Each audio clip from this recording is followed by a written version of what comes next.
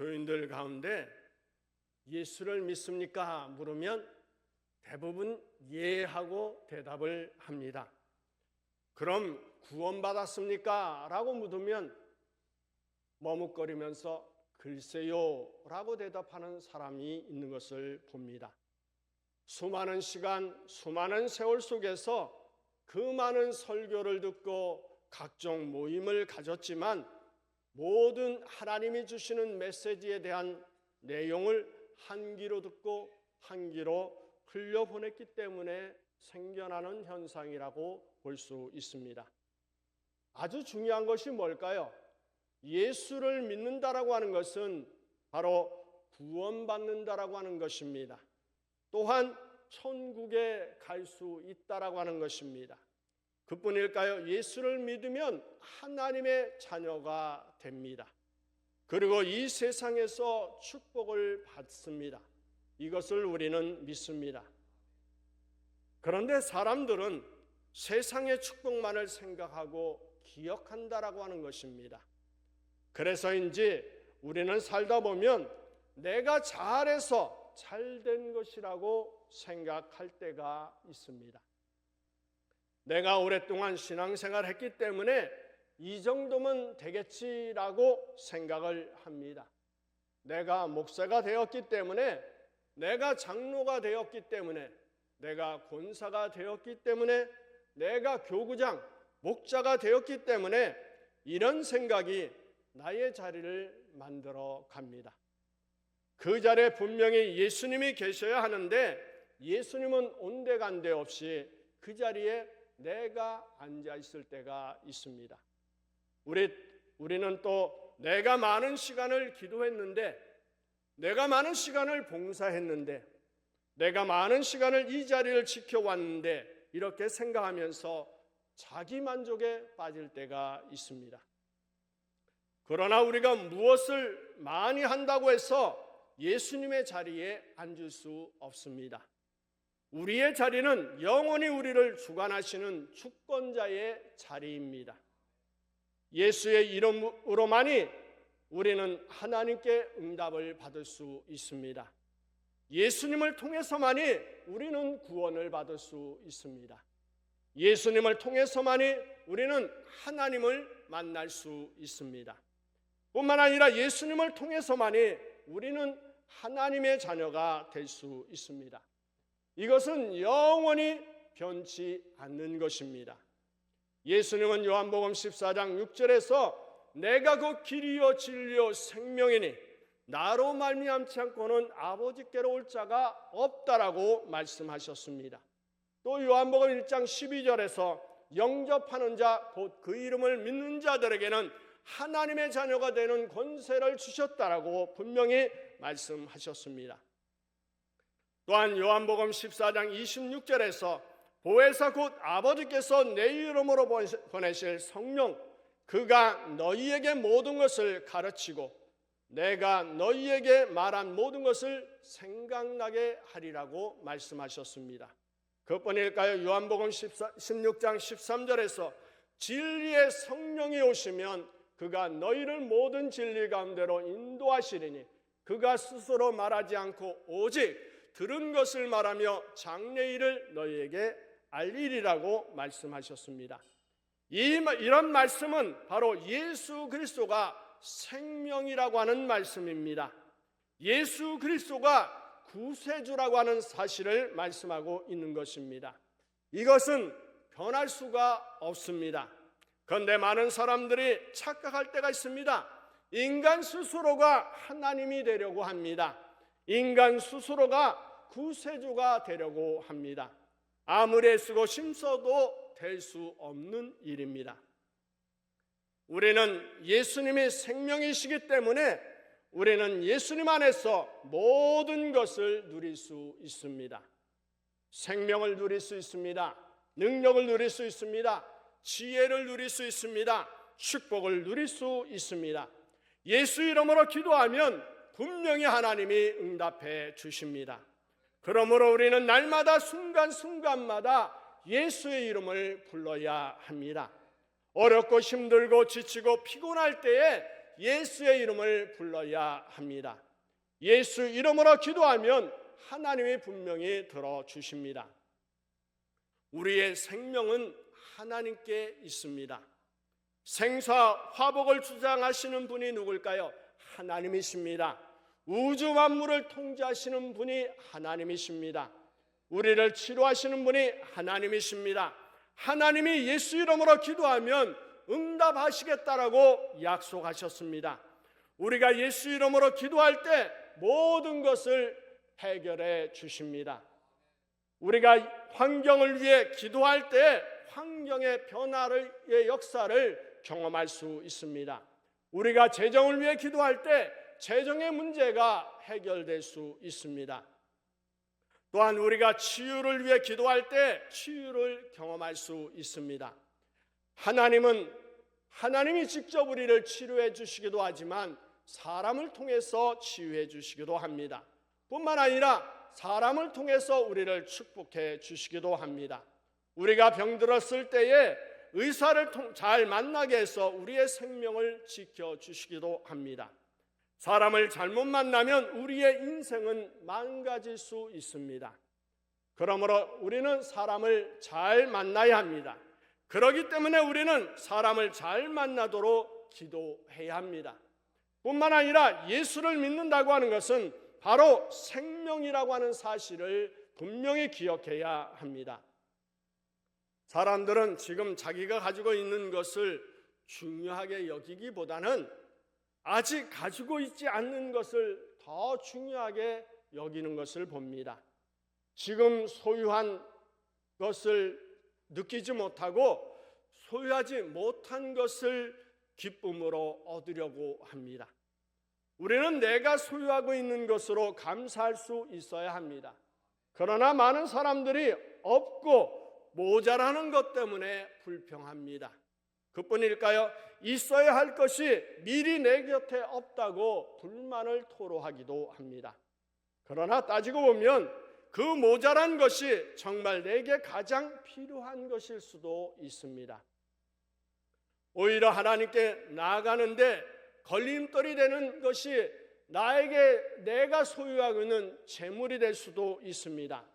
많은 것을 알고 있는 지식이 우리의 신앙 성장을 저해하는 요소가 될 수도 있습니다. 부족한 것을 채우려고 노력하는 것이 우리의 삶의 힘이 되는 원동력이 될 수도 있는 것입니다.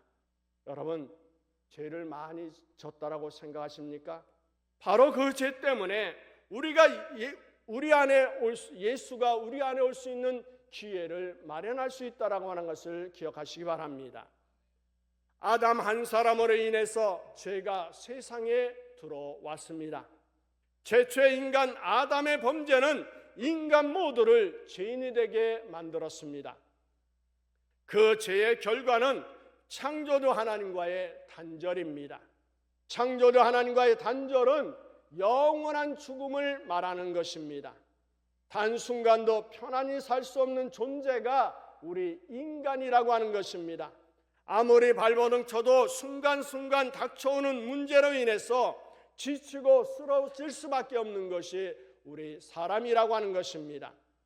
현대인들에게 우울하게 만드는 것, 또한 아프게 하는 것, 마음이 편하지 않게 하는 것, 실패하게 하는 것, 또한 좌절하게 하는 것, 이렇게 인간에게 문제가 생기는 원인은 다른 데 있는 것이 아니라 하나님을 떠난 것 때문입니다. 하나님과 단절된 것이 원인이라고 하는 것입니다. 창세기 6장 5절은 이렇게 말합니다. 여호와께서 사람의 죄악이 세상에 가득함과 그의 마음으로 생각하는 모든 계획이 항상 악할 뿐임을 보시고 라고 말씀하고 있습니다. 사람의 죄악은 마음에서 출발한다라고 볼 수가 있습니다. 마음의 모든 것이 밖으로 나올 때 죄가 되는 경우가 많기 때문입니다. 마음에서 출발한 죄악은 세상도 오염시키기도 합니다. 결국 죄는 죽음에서 벗어날 수 없게 만듭니다. 그래서 성경은 죄의 싹은 사망이다 이렇게 말하고 있습니다. 우리가 살 수 있는 것은 하나님의 은혜입니다. 하나님의 은혜는 하나님의 용서와 사랑에서 출발한다라고 하는 것입니다. 하나님은 인간을 창조하시고 죄악 중에 살아가는 인간을 보고만 계시지 않았습니다. 하나님을 만나는 길을 분명하게 열어주셨습니다. 이 길이 하나님이 우리에게 베푸신 용서와 사랑이 넘치는 하나님의 은혜라고 하는 사실입니다. 그래서 먼저 짐승들을 잡아서 짐승의 피를 보시고 죄를 없애주셨습니다. 피 흘림이 없이는 죄사함이 없기 때문입니다. 그래도 타락한 인간은 죄를 용서받는 것이 아니라 오히려 더 많은 죄를 만들어냈습니다. 형식과 가식이 더욱 가득 찬 죄의 용서의식만 넘쳐나게 만들어 갔습니다. 현대는 더욱더 하나님과 담을 쌓으려고 합니다. 인간이 하나님이 되려고 하고 하나님 없다고 자신만만하게 여기는 행동을 서심치 않고 있습니다. 하나님을 믿는 사람들을 조롱하고 업신여깁니다. 이렇게 죄악이 만연한 세상으로 변화가는 것이 현대입니다. 그래서 하나님은 하나님의 독생자를 이 땅에 보내셨습니다. 죄 없는 어린 양이 제사함으로 드려졌던 것처럼 죄 없는 누군가 대신 죄를 해결해야만 했습니다. 인간은 어느 누구도 이 문제를 해결할 수가 없습니다. 모든 인간은 죄를 가지고 태어나기 때문에 그렇습니다. 그래서 자신의 죄를 해결할 수 없습니다. 뿐만 아니라 남의 죄를 해결해 줄 수도 없습니다. 그저 계속 어린 양의 피를 드려야 할 뿐입니다. 그런데 죄 없으신 분 예수 그리스도가 이 땅에 오셨습니다. 남녀 사이에서 태어나면 죄를 해결할 수 없습니다. 그래서 하나님의 영 성령으로 말미암아 한 여인의 몸에서 태어나게 된 것입니다. 태어난 것으로 끝난다면 인간은 여전히 죄 가운데 살 수밖에 없습니다. 예수 그리스도가 인간의 죄를 위해 십자가에서 피 흘려 죽으셔서 어린 양의 피를 대신해 죽으셨습니다. 그 결과 인간의 죄가 해결될 수가 있는 것입니다. 이렇게 죄로 인하여 저주 가운데 있는 우리들에게 하나님의 은혜가 임하게 된 것입니다. 그 은혜는 예수 그리스도를 믿음으로 얻는 구원이라고 하는 사실입니다. 예수 그리스도는 하나님의 택한 자녀들을 구원하기 위하여 십자가에서 죽으셨습니다. 바로 나를 위해 죽으셨습니다. 십자가에서 죽으셨다는 이 말은 두 가지의 의미를 가지고 있습니다. 하나는 예수님은 나를 대신해서 십자가에서 죽으셨다라고 하는 것입니다. 또 하나는 예수님은 우리 모두를 대표해서 십자가에서 죽으셨다라고 하는 것을 의미합니다. 이 같은 원리는 죄를 범한 아담 안에서도 똑같이 적용된다고 볼 수가 있습니다. 아담 한 사람의 불순종은 개인에게 하나님의 심판이 임했습니다. 나 개인뿐만 아니라 이 아담 한 사람으로 인해서, 바로 이 불순종으로 인해서 우리 모든 인간을 대표한 불순종을 가져오게 된 것입니다. 이렇게 놓고 본다면 아담 안에서 모든 인간은 죄인이라고 하는 사실입니다. 하나님의 심판을 피할 수 없다라고 하는 것입니다. 여기서 사도 바울이 강조하고 싶은 것이 뭘까요? 모든 인간은 죄인이며 하나님의 심판과 저주의 형벌을 받았다라고 하는 것입니다. 사도 바울이 왜 이런 문제를 강조하고 있을까요? 그것은 예수 그리스도를 필요로 하지 않을 정도로 하나님 앞에서 건전하고 경건한 사람은 없다는 것을 강조하기 위한 것입니다. 이런 강조는 오로지 예수 그리스도가 아니면 하나님 앞에서 전혀 소망이 없다라고 하는 것을 강조하고 있는 것입니다. 모든 인간이 소망이 있다면 그것은 예수 그리스도를 믿는 것입니다. 예수를 모르면 모른다라고 여러분은 고백해야 합니다. 믿음이 부족하면 부족하다고 말할 수 있어야 합니다. 왜 그럴까요? 예수님은 그렇게 부족하다고 고백하는 사람을 성령을 통해서 믿음으로 충만하도록 바꾸어 주시기 때문입니다. 오늘 본문은 아담으로 인한 죄와 예수 그리스도를 통한 은혜에 대해 말하고 있습니다. 오늘 15절의 말씀을 우리 다 같이 읽어볼까요? 그러나 이 은사는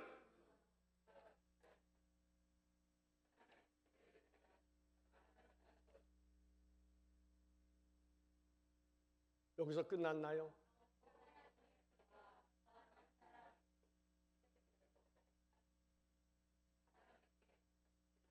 여기 그러나라고 하는 접속사를 보면 14절의 말씀의 반전을 뜻한다라고 볼 수가 있습니다. 14절에서 아담으로부터 모세까지 아담의 범죄와 같은 죄를 짓지 아니한 자들까지도 사망이 왕노릇하였나니 아담은 오실 자의 모형이다, 이렇게 말씀하고 있습니다. 아담 안에서 모든 인류에게 죄와 사망이 왕노릇한다라고 말씀하고 있습니다. 사도 바울이 여기서 그러나라고 하는 접속사를 사용하면서 하나님의 용서와 자비와 은사는 예수 그리스도를 통해서 온다는 사실을 이야기하고 있습니다. 사도 바울의 이 복음을 증거하는 내용이 바로 이 내용이라고 하는 것입니다. 사망을 이야기하고 죄를 이야기하는 이유가 바로 여기에 있습니다. 하나님의 나라 핵심이 죄와 사망은 결코 아니라고 하는 것입니다. 그럼에도 불구하고 사도 바울이 사망과 죄를 이야기한 것은 그 죄에서 구원해 주신 예수 그리스도를 증거하기 위해서입니다. 우리들은 오늘 본문을 통해서 인간의 분명한 현실을 알 필요가 있습니다. 그 현실이 뭘까요? 먼저 사람은 반드시 죽는다라고 하는 사실입니다. 그런데 인간이 왜 죽어야 하는지 모른다라고 하는 것이 사람들의 문제입니다. 그것이 왜일까요? 죄 때문이라 성경은 말하고 있습니다. 그리고 죽는다는 것이 사실이라면 산다는 것도 의미가 없다라고 하는 것입니다. 성경은 한 사람이 아담의 범죄로 모든 인간이 죽었고 죽는다라고 말하고 있습니다. 원줄기의 뿌리가 죽었기 때문에 원줄기에 붙어있는 가지도 죽을 수밖에 없습니다. 인간이 죽는 이유가 뭘까요? 죄 때문이라고 하는 것입니다. 그런데 인간들은 말합니다. 나는 하나님께 죄를 짓지 않았다라고 단호하게 이야기를 합니다. 그러나 그들도 여전히 죽어있는 사람들인 것입니다. 그리고 죽는 것만이 현실이 아니라 또 다른 현실이 있다라고 하는 사실입니다. 이 또 다른 현실은 저주의 심판에서 생명으로 다시 살아나는 현실입니다. 이 생명은 15절에서 하나님의 은혜, 예수 그리스도의 은혜로 주어졌다라고 말하고 있습니다. 오늘 본문은 은혜의 선물로 의롭다 하심을 받았다라고 이야기하고 있습니다. 바로 16절에서 이야기합니다. 우리 한번 다 같이 읽을까요? 또 이 선물은 범죄한 한 사람으로 말미암은 것과 같이 아니하니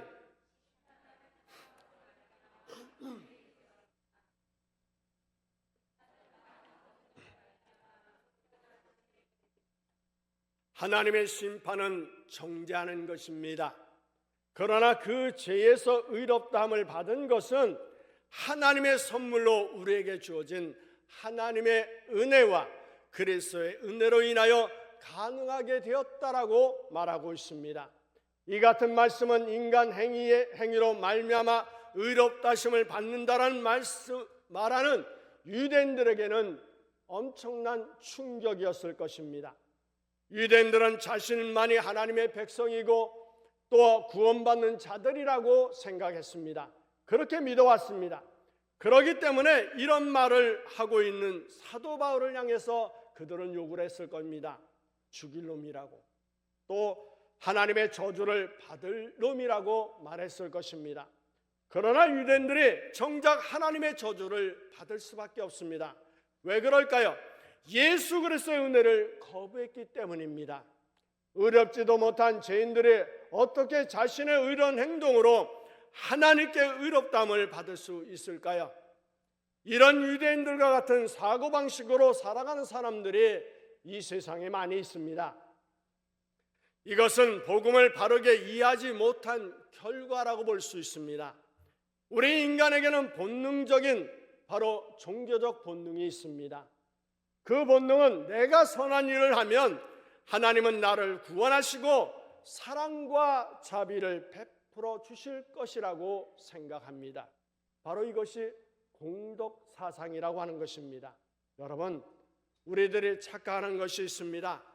우리 편에서 무엇인가를 해야 구원받고 하나님의 사랑을 받는 줄을 압니다. 이렇게 생각하는 것이 옳을까요?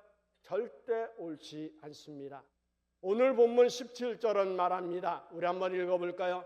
한 사람의 범죄로 말미암아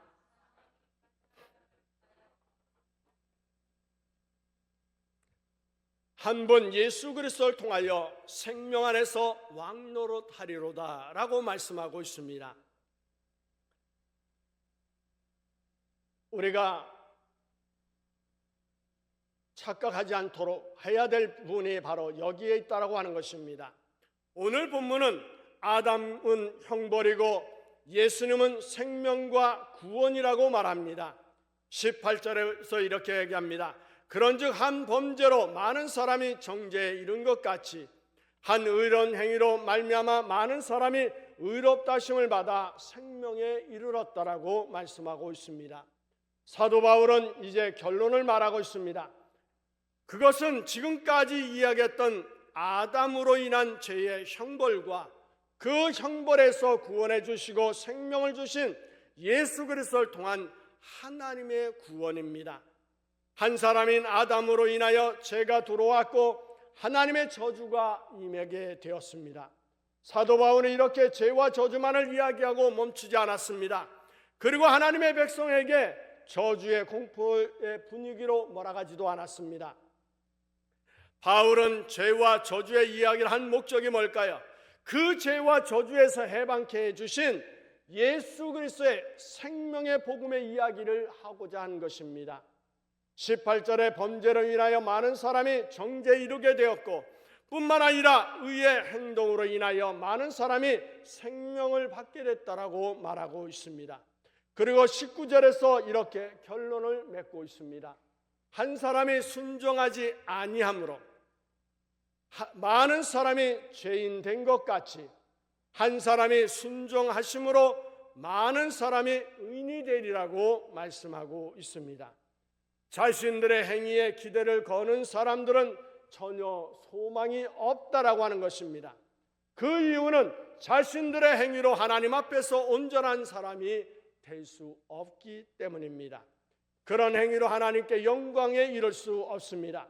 오직 예수 그리스도의 보혈의 피만 우리들을 생명의 세계로 인도해 줄 수 있습니다. 우리들은 오직 예수 그리스도의 십자가만을 믿어야 합니다. 그것만이 죄와 사망과 형벌에서 우리를 구원해 주실 것입니다. 아담은 우리에게 죄를 가져왔지만 예수님은 우리에게 생명을 가져다 주셨습니다. 예수 그리스도를 믿는 성도들은 힘있고 확신이 있어야 합니다. 어떤 것에 확신이 있어야 할까요? 예수 그리스도는 우리에게 생명이라고 하는 것입니다. 우리의 생명은 오직 예수 그리스도에게만 있다라고 하는 것입니다. 그렇다고 한다면 예수 그리스도를 믿으면 구원을 받는 것이고 하나님의 자녀가 되는 것이고 또 하나님의 축복으로 천국에 가게 되는 것이며 이 세상에서 축복을 누릴 수 있다라고 하는 사실을 믿어야 한다라고 하는 것입니다. 예수만 믿으면 그러한 모든 것이 따라오는데 예수만 믿는다 하면서 나머지를 못 믿는 그러한 신앙을 갖는다면 그 사람은 온전한 신앙이 될 수가 없습니다. 그 사람에겐 구원이라고 하는 것이 있을 수 없습니다. 그러므로 예수를 믿었으면 구원을 받았다라고 믿으시기 바랍니다. 여러분이 하나님의 자녀가 됐다라고 하는 것을 믿으시기 바랍니다. 또한 천국에 간다라고 하는 것도 믿으시기 바랍니다. 뿐만 아니라 이 세상에서도 축복이 있다라고 하는 것을 믿으며 사는 여러분이 되셔서 예수의 생명이 여러분에게 충만하기를 예수의 이름으로 축원합니다.